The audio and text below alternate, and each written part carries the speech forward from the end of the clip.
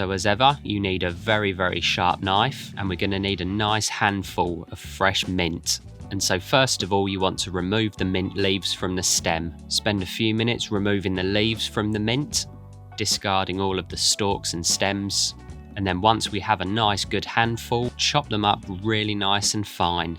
And then pop your mint leaves into a small bowl, a cup or a ramekin, and we just want to steep them for a couple of minutes in some hot water. So take some water that's just gone off the boil, give them a little stir, and just let them sit there and steep for a couple of minutes.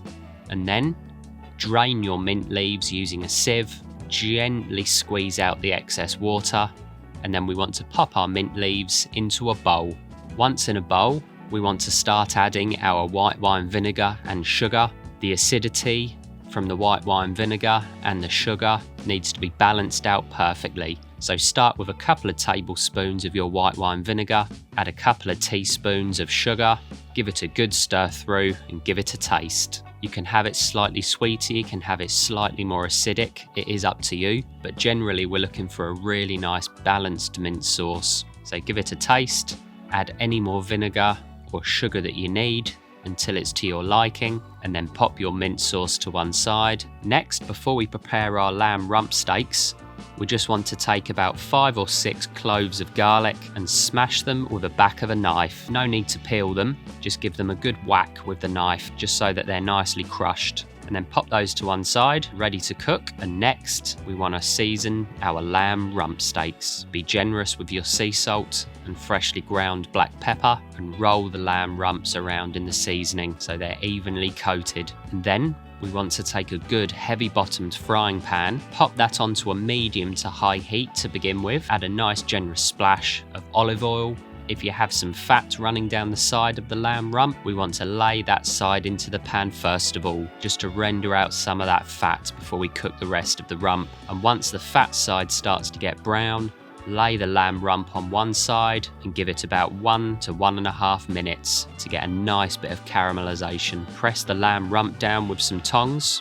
Once you've got some good caramelization on one side, turn the rump, and after about 30 seconds to a minute on the other side, chuck in your crushed garlic cloves, chuck in some butter, and chuck in some rosemary. Once you have your butter, garlic, and rosemary in the pan, we want to baste the lamb rump with the beautiful foamy nut brown butter.